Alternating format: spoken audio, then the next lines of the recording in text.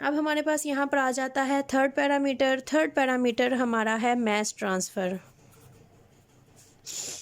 मास transfer हमारे पास basically क्या होता है? मास transfer is about analyte. Analyte आप कह सकते हो या आप कह सकते हो this is about your components. आपके जो कंपोनेंट्स हैं एनालाइट के अंदर होते हैं डिफरेंट कंपोनेंट्स, या फिर आपका वो सैंपल है जिसकी क्रोमेटोग्राफी आपने करवानी है यहाँ पर। तो जो हमारे पास मास ट्रांसफ़र होता है this is all about affinity. अब अफिनिटी क्या अफिनिटी होगी? जो हमारा कंपोनेंट है जिसकी हमने यहाँ पर सेपरेशन करवानी है उसकी अफिनिटी या तो होगी मोबाइल फेज़ के साथ या फिर उसकी अफिनिटी होगी स्टेशनरी फेज़ के साथ।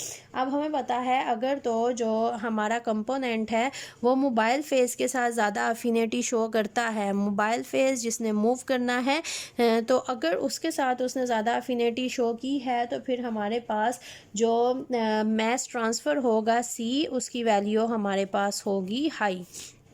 अगर जो हमारा कंपोनेंट है वो स्टेशनरी फेज़ के साथ ज़्यादा अफिनिटी शो करता है और अपनी पोजीशन पे कायम रहता है, ज़्यादा मूवमेंट शो नहीं करता, तो फिर जो हमारे पास मास ट्रांसफ़र है वो हमारे पास होगा बहुत ज़्यादा लो। आप कह सकते हो कि जो हमारे पास होता है अगर मैं फ़्लो रेट की बात करूं तो फ़्लो रेट हमारा इक्वल होता है मास ट्रांसफ़र के। मतलब कि अगर कोई अफिनिटी ज़्यादा शो करेगा मोबाइल फेज़ के साथ तो सी की वैल्यू ज़्यादा होगी और उसका फ़्लो रेट ज़्यादा होगा और वो ज़्यादा अपर साइड पे मूव करेगा। अगर कोई कंपोनेंट स्टेशनरी फेज़ के साथ ज़्यादा अफिनिटी शो करता है तो उसका मास ट्रांसफ़र कम होगा, सी की वैल्यू लो होगी और उसका फ़्लो रेट भी हमारे पास कम होगा। मतलब वो कम मूव करेगा और अपनी जगह पे हमारे पास फिक्स रहेगा। ये हमारे पास आ जाता है मास transfer. This is about the affinity. हमारा कंपोनेंट किसके साथ अफिनिटी शो करता है, या तो मोबाइल फेज़ के साथ करेगा या फिर स्टेशनरी फेज़ के साथ करेगा। उसके बाद लास्ट हमारा पैरामीटर आ जाता है and that is mu. Mu is flow rate of mobile phase. A flow rate of mobile phase, this is always optimum. If flow rate of mobile phase is very high, अगर हमने high flow rate रख दिया है mobile phase का तो allusion will very fast. Allusion मतलब कि जो हमारा क्रोमेटोग्राम डिवेलप होना होता है, कंपोनेंट्स ने मूव करके अपवर्ड जाना होता है, वो बहुत ज़्यादा फास्ट हो जाएगा। अगर हम फ्लो रेट बहुत ज़्यादा स्लो रखते हैं तो फिर जो हमारी अल्यूशन है वो बहुत ही ज़्यादा स्लो होगी। तो अगर हम ऑप्टिमाइज रखते हैं तो हमारे पास जो है फ्लो रेट ऑप्टिमम होगा, तो हमारी जो अल्यूशन है वो भी ऑप्टिमम होगी।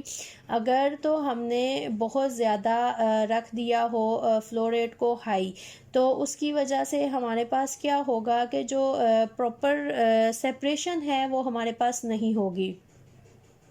अगर हम फ्लो रेट बहुत ज़्यादा हाई कर देते हैं तो हमारे जो कंपोनेंट्स हैं उनके भी बहुत ज़्यादा चांसेस होते हैं वो स्टेशनरी फेज़ के साथ अफिनिटी डेवलप कर लेते हैं, क्योंकि उनको मोबाइल फेज़ के साथ प्रॉपर अफिनिटी डेवलप करने का टाइम नहीं मिलता।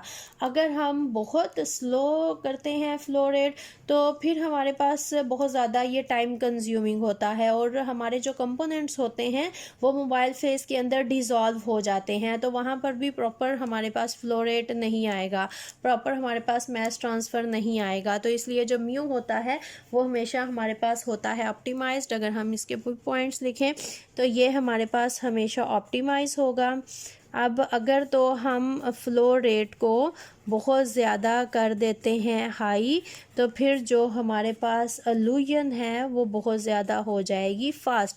अगर हम फ्लो रेट को बहुत ज़्यादा लो कर देते हैं तो जो हमारे पास अल्यूशन है वो बहुत ज़्यादा स्लो होगी।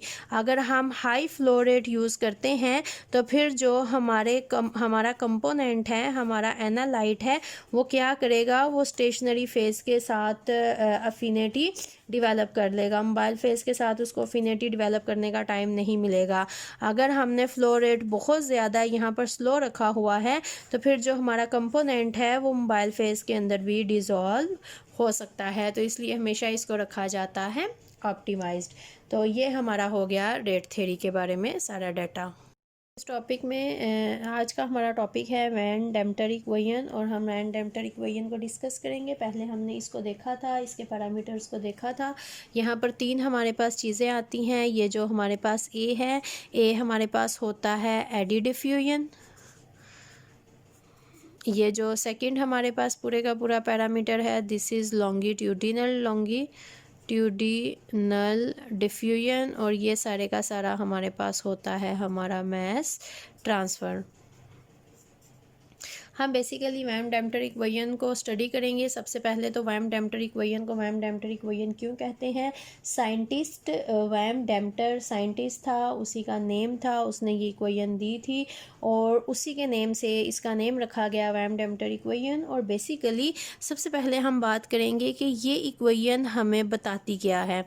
दिस इक्वेशन टेल्स अस, अब टेल्स अस हमें ये क्या बताती है? ये हमें बताएगी कि हमारे पास how the column and flow rate effect the plate height. This is basically plate height. ये जो हमारे पास प्लेट हाइट है, बेसिकली अगर मैं स्टेटमेंट में लिख के दूं ताकि आपको आसानी रहे, van Deemter equation tells us how the column, दो चीज़ें हैं, how the column, secondly flow rate.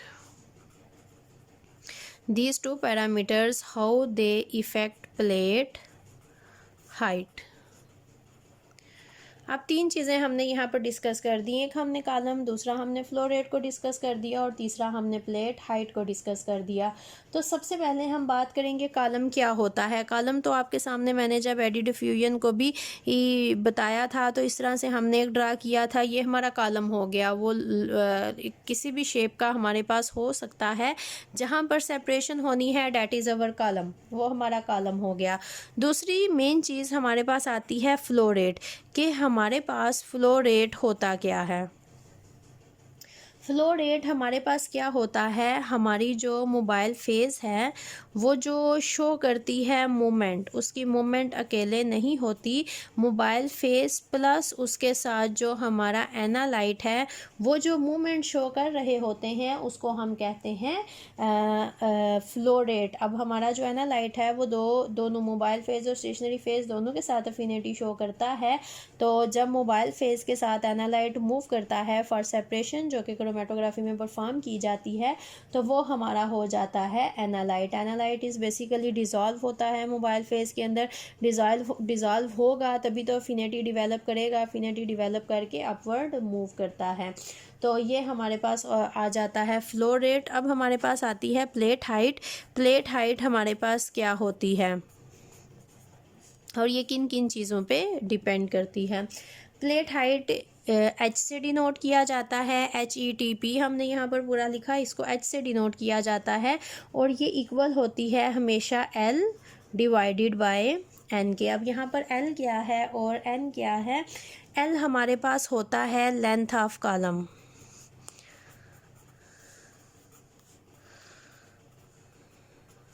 और यहाँ पर ये जो N है, N हमारे पास होता है हाउ एक्यूरेट सेपरेशन इज़। ये एक्यूरेट सेपरेशन कितनी होगी, इसके लिए हमेशा क्रोमेटोग्राफी को नंबर दिए जाते हैं। तो n हमारे पास नंबर होता है, किस चीज़ का नंबर होता है, कैसे नंबर दिया जाता है, जितनी हमारी सेपरेशन एक्यूरेट होगी उतना ज़्यादा नंबर दिया जाता है n का, और n का नंबर जितना ज़्यादा हाई होगा इसका मतलब होगा कि हमारी जो सेपरेशन है वो उतनी ही ज़्यादा एक्यूरेट हुई है। n as you know is present in denominator. तो अगर हमें बहुत अच्छी क्रोमेटोग्राफी चाहिए तो हमारी H की वैल्यू हमेशा होनी चाहिए लो, प्लेट हाइट हमेशा हमारी होनी चाहिए कम। अगर हमारे पास H की वैल्यू कम है तो इसका मतलब है कि जो हमारे पास N है, N की वैल्यू बहुत ज़्यादा हाई है, ये डिनोमिनेटर में था, इसकी वैल्यू हाई होने की वजह से जो H है इसकी वैल्यू हमारे पास हो गई है कम। तो अगर हम चाहते हैं कि हमारी क्रोमेटोग्राफी बहुत अच्छी हो, अगर हमारी सेपरेशन बहुत अच्छी हो, गुड क्वालिटी क्रोमेटोग्राफी हम परफॉर्म करें, तो जो हमारे पास प्लेट हाइट है वो कम होनी चाहिए, एच की वैल्यू लो होनी चाहिए। और ये कब होगी, ये तब होगी जब हमारे पास जो एन की वैल्यू है वो हमारे पास आएगी हाई। अगर हमें हमारी क्रोमेटोग्राफी एक्यूरेट होगी, मिस्टेक के चांसेस नहीं हैं, तो फिर हमारे पास एन की वैल्यू हाई होगी और जिसकी वजह से हमारे पास जो एच की वैल्यू है वो बहुत ज़्यादा लो हो जाएगी। और जब एच की वैल्यू हमारे पास लो आती है तो इसका मतलब है कि जो हमारी क्रोमेटोग्राफी है that is a good quality chromatography और हमने सेपरेशन बहुत अच्छी तरह से परफॉर्म की है। अगर अब मैं यहाँ पर एक ग्राफ ड्रा करूँ,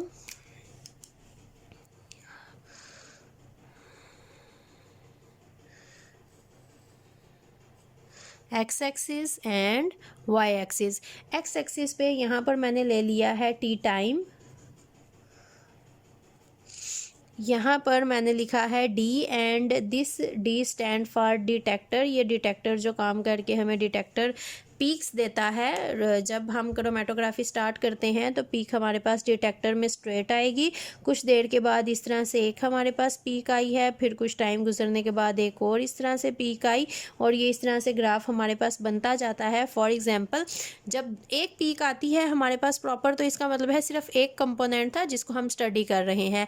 अगर इस तरह से हमारे पास दो पीक आती हैं, एक को हम कह सकते हैं ए, दूसरे को बी। ए बी हमने क्यों कहा, इसका मतलब है कि जो हमने एनालाइट लिया था उसके अंदर एक से ज़्यादा कंपोनेंट प्रेजेंट थे और ये पीक हमें बताती है कि ए की कंसंट्रेशन इसके अंदर कम थी, बी की कंसंट्रेशन बहुत ज़्यादा है, इसलिए बी की जो पीक है हमारे पास वो बहुत ज़्यादा आई है। अब ये जो हमें क्रोमेटोग्राफी बता रही है, यहाँ पर दो कंपोनेंट हैं, प्रॉपर टाइम गुजरने के बाद एक कंपोनेंट का यहाँ पर एनालिसिस हुआ, उसकी पीक आई, फिर कुछ टाइम गुजरने के बाद यहाँ पर जो दूसरा कंपोनेंट है वो स्टडी हुआ, डिटेक्टर ने डिटेक्ट किया और उसकी यहाँ पर पीक दी। पीक हाइट जो हमें बताती है डैट इज़ कंसंट्रेशन कितनी ज़्यादा उसकी कंसंट्रेशन हमारे पास प्रेजेंट है।